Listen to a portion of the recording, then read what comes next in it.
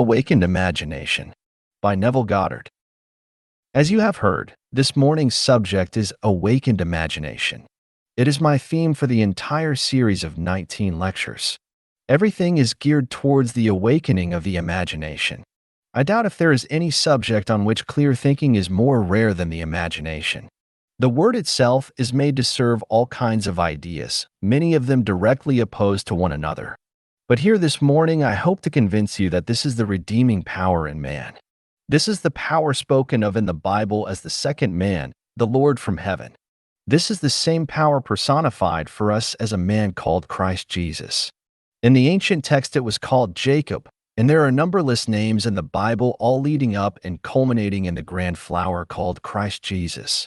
It may startle you to identify the central figure of the Gospels as human imagination, but I am quite sure before the series is over, you will be convinced that this is what the ancients intended that we should know.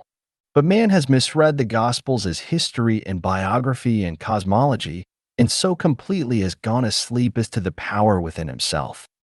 Now this morning I have brought you the means by which this mighty power in us may be awakened. I call it the art of revision. I take my day and I review it in my mind's eye. I start with the first incident in the morning. I go through the day. When I come to any scene in my unfolding day that displeased me, or if it didn't displease me, if it was not as perfect as I thought it could have been, I stop right there and I revise it. I rewrite it, and after I have rewritten it so that it conforms to the ideal I wished I had experienced, then I experience that in my imagination as though I had experienced it in the flesh. I do it over and over until it takes on the tone of reality, and experience convinces me that that moment that I have revised and relived will not recede into my past. It will advance into my future to confront me as I have revised it. If I do not revise it, these moments, because they never recede and they always advance, will advance to confront me, perpetuating that strange, unlovely incident. But if I refuse to allow the sun to descend upon my wrath, so that at the end of a day I never accept as final the facts of the day, no matter how factual they are, I never accept them. In revising it, I repeal the day and bring about corresponding changes in my outer world.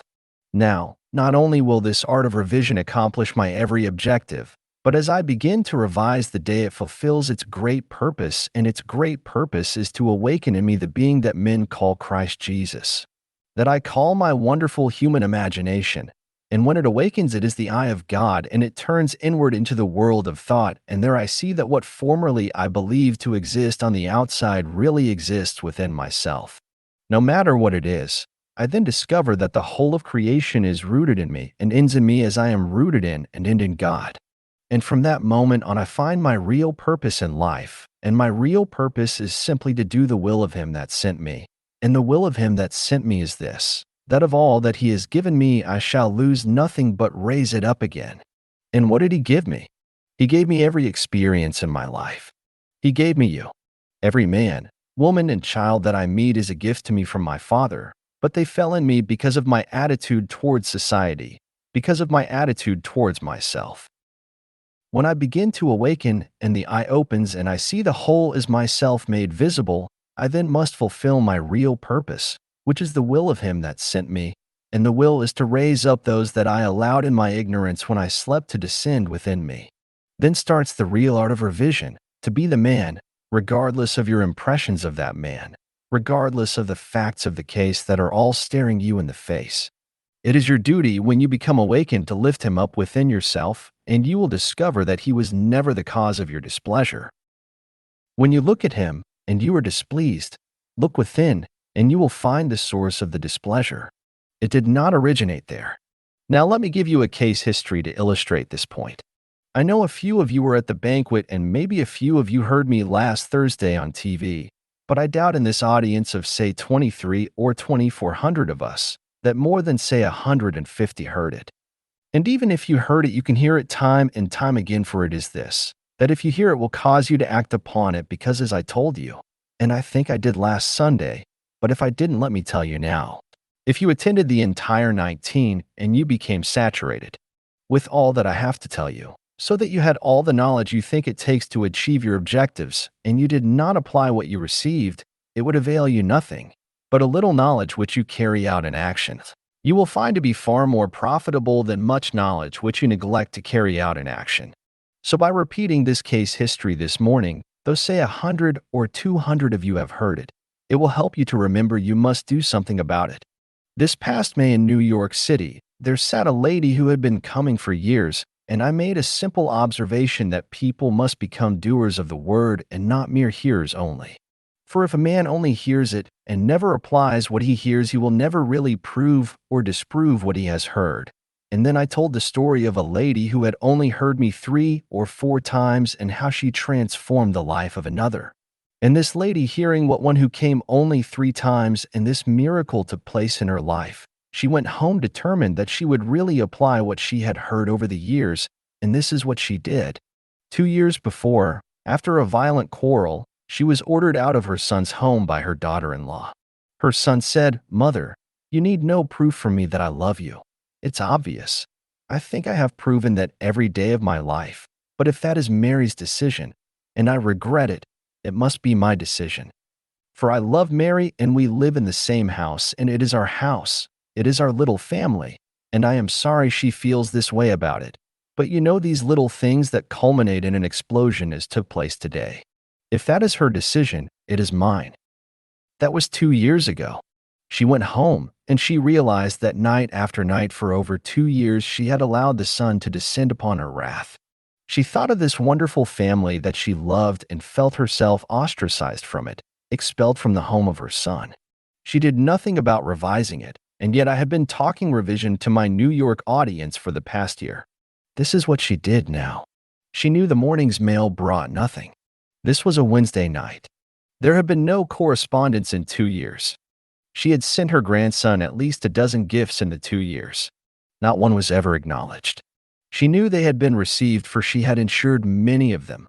So she sat down that night and mentally wrote herself 2 letters, one from her daughter-in-law, expressing a great kindness for her, saying that she had been missed in the home and asking her when she was coming to see them. Then she wrote one from her grandson in which he said, "Grandmother, I love you." Then came a little expression of thanks for the last birthday present, which was in April, and then came a feeling of sadness rather because he hadn't seen her and begging her to come and see him soon. These 2 short notes she memorized, and then, as she was about to sleep, she took her imaginary hands and held these letters, and she read them mentally to herself until they woke in her the feeling of joy because she had heard from her family that she was wanted once more. She read these letters over and over, feeling the joy that was hers because she had received them, and fell asleep in her project. For 7 nights this lady read these 2 letters. On the morning of the 8th day, she received the letter. On the inside there were 2 letters, one from her grandson and one from her daughter-in-law. These letters were identical with the letters she had mentally written to herself 7 days before. Where was the estrangement? Where was the conflict? Where was the source of the displeasure that was like a running sore over 2 years? When man's eye is opened, he realizes all that he beholds, though it appears without, it is within one's own imagination, of which this world of mortality is but a shadow. She gave me permission to tell that story. When I told it, and we came to the period of questions and answers, there was a strange reaction from that crowd. They wondered what joy life would hold for any of us if we had to write our own letters. If we had to do everything to ourselves that seemingly is done in joy, that seemingly is spontaneous coming from another. But I don't want to write myself a love letter from my wife, or my sweetheart, or my friend. I want that one to feel this way towards me and to express it unknown to me, that I may receive a surprise in life. Well, I am not denying that sleeping man firmly believes that is the way things happen. When a man awakes, he realizes that everything he encounters is a part of himself, and what he does not now comprehend, he knows, because the eye is opened, that it is related by affinity to some as yet unrealized force in his own being. That he wrote it, but he has forgotten it. That he slapped himself in the face, but he has forgotten it. That within himself he started the entire unfolding drama, and he looks out upon a world, and it seems strange to him. Because most of us in our sleep are totally unaware of what we are doing from within ourselves. What that lady did, every man and woman in this audience today can do. It will not take you years to prove it. What I tell you now may startle you. It may seem to be bordering on insanity, for the insane believe in the reality of subjective states, and the sane man only believes in what the senses will allow, what they will dictate. And I'm going to tell you, when you begin to awake, you assert the supremacy of imagination and you put all things in subjection to it. You never again bow before the dictates of facts and accept life on the basis of the world without. To you, truth is not confined by facts, but by the intensity of your imagination. So here we find the embodiment of truth, which I say is human imagination, standing in the world drama before the embodiment of reason personified as Pontius Pilate. And he is given the authority to question truth, and they ask him, "What is the truth?"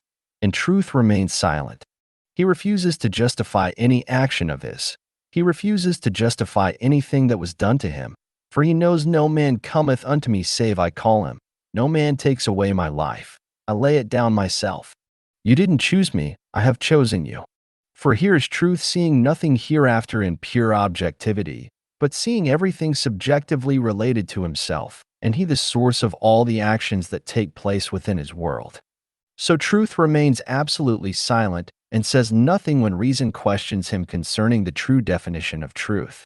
Because when the eye opens, it knows that what is an idea to sleeping man is a fact to the awakened imagination, an objective fact, not an idea. I entertain the idea of a friend, and I make some wonderful concept of him in my mind's eye, and when I sleep it seems to be a wish, it seems to be the longing of my heart, but purely subjective, just an idea. And the eye within me opens, and he stands before me embodying the quality that I desired in my sleep to see him express.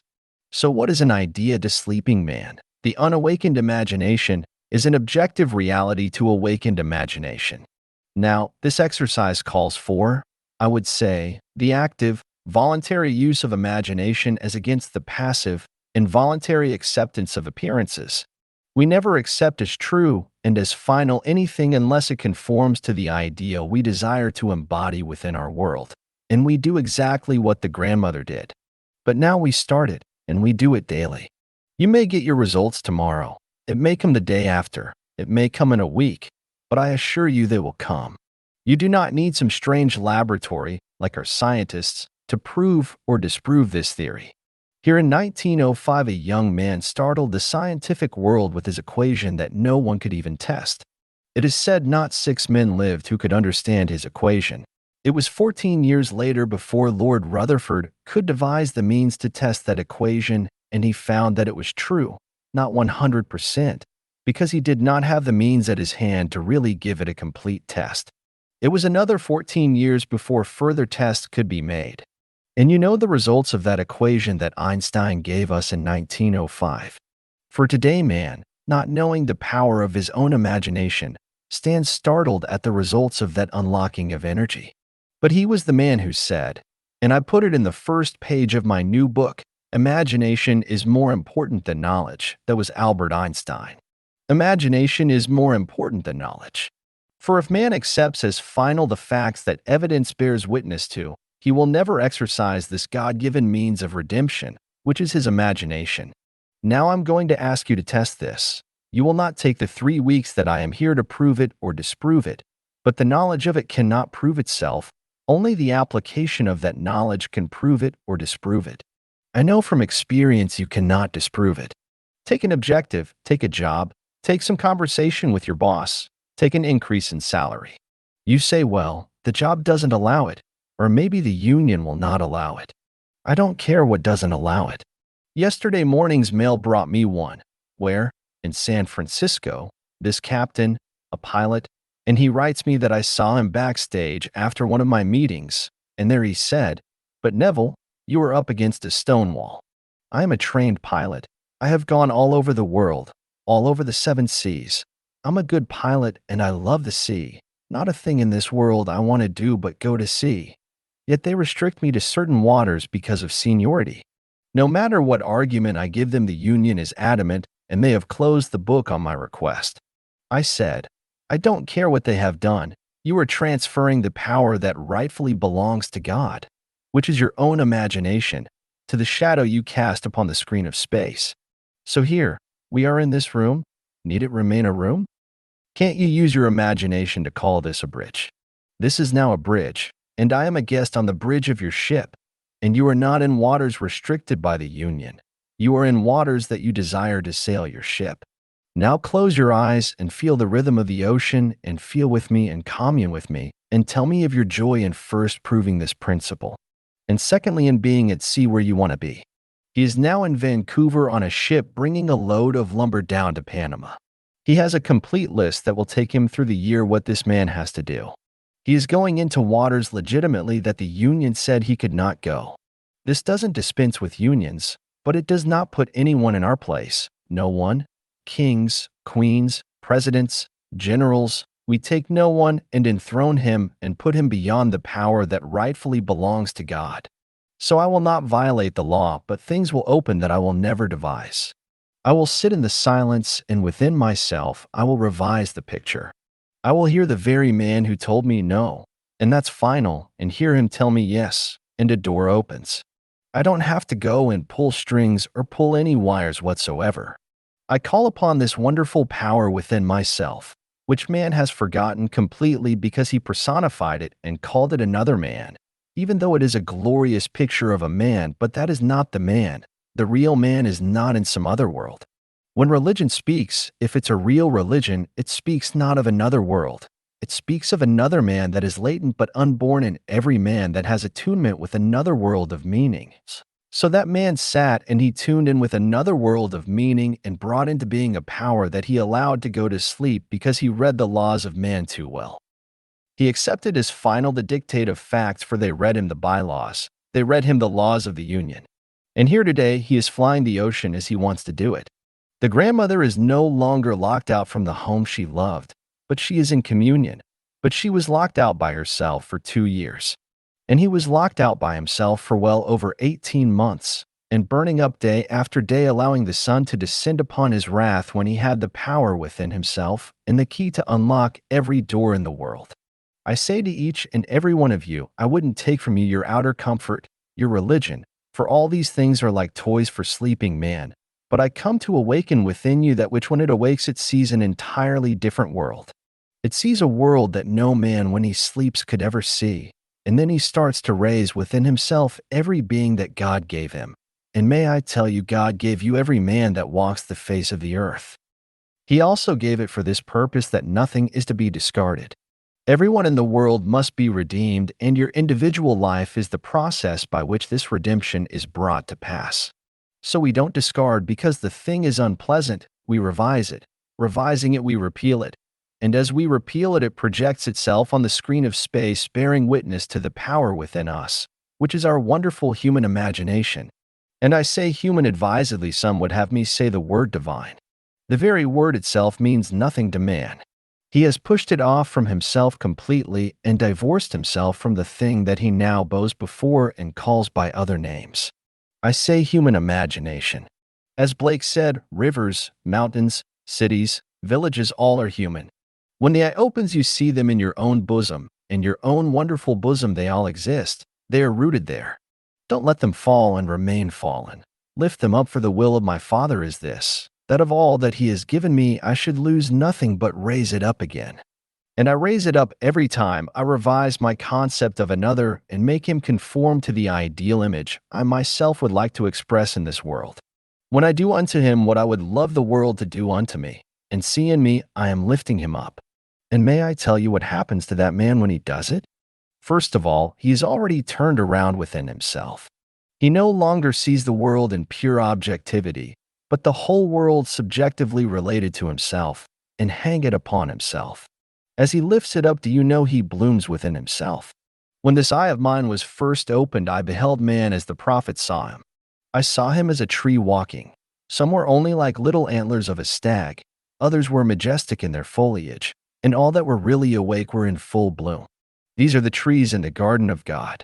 As told us in the old ancient way of revision in the 61st chapter of the book of Isaiah, go and give beauty for ashes, go and give joy for mourning, give the spirit of praise for the spirit of heaviness, that they may become trees of righteousness, plantings to the glory of God.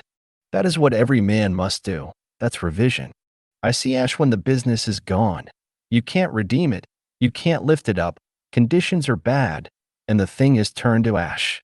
Put beauty in its place. See customers, healthy in finances, healthy in the attitude towards you, healthy in every sense of the word. See them loving to shop with you if you are a shopkeeper. If you are a factory worker, don't see anything laying you off. Lift it up. Put beauty in the place of ash, for that would be ash if you were laid off with a family to feed. If someone is mourning, put joy in the place of mourning. If someone is heavy of spirit, put the spirit of praise in place of the spirit of heaviness. And as you do this and revise the day, you turn around, and turning around, you turn up. And all the energies that went down when you were sound asleep and really blind now turn up, and you become a tree of righteousness, a planting to the glory of God. For I have seen them walking this wonderful earth, which is really the garden. We have shut ourselves out by our concept of self, and we have turned down. As told us in the book of Daniel, we were once this glorious tree, and it was felled to the very base. And what formerly sheltered the nations and fed the nations and comforted the bird and gave some comfort to the animals from the sun of the day, of the heat of the day. And suddenly some voice said from within, let it lie, let it remain as it is, but do not disturb the roots. I will water it with the dew of heaven, and as I water it with the dew of heaven, it will once more grow again. But this time it will consciously grow. It will know what it really is and who it is. In its past it was majestic, but it had no conscious knowledge of its majesty, and I felt it. That was the descent of man. And now he will once more spring from within himself, and he will be a tree walking, a glorious, wonderful tree. Now to those who are sound asleep, this may seem to you too startling. This may be just as startling as Einstein's equation was. That was startling too. But I tell you, I've seen it, and I see it. Men are destined to be trees in the garden of God. They are planted on earth for a purpose, and they don't always remain men. They are transformed as they turn in and turn up. This is the true meaning of the transfiguration. There is a complete metamorphosis taking place like the grub into the butterfly. You don't remain what you appear to be when man is asleep. And there is no more glorious picture in the world than to see this living animated human being. For every branch within him is represented by an extension of himself called another. And when he lifts the other up, that branch not only comes into leafage, but it blossoms, and the living human blossoms that blossom upon the tree of man who awakens. So that's my message for you this year. I'll give it to you to stir into being that which sleeps in you. For the Son of God sleeps in man, and the only purpose of being is to awaken him.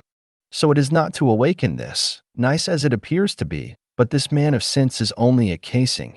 It is called the first man. But the first shall be last, and the last shall be first. So that which comes into being second, like Jacob coming second from his mother's womb, he takes precedence over his brother Esau who came first. Esau was the one like this. He was made of skin and hair, and Jacob was made a smooth-skinned lad. But that one that comes second suddenly becomes the Lord of all the nations, and that one sleeps in every man born of woman. And it is the duty of a teacher or a true religion to awaken that man, not to talk of another world, not to make promises to be fulfilled beyond the grave, but to tell him as he awakens now he is in heaven and the kingdom has come now, this day, on earth. For as he awakens, he revises his day, and he repeals his day, and projects a more beautiful picture onto the screen of space. The end.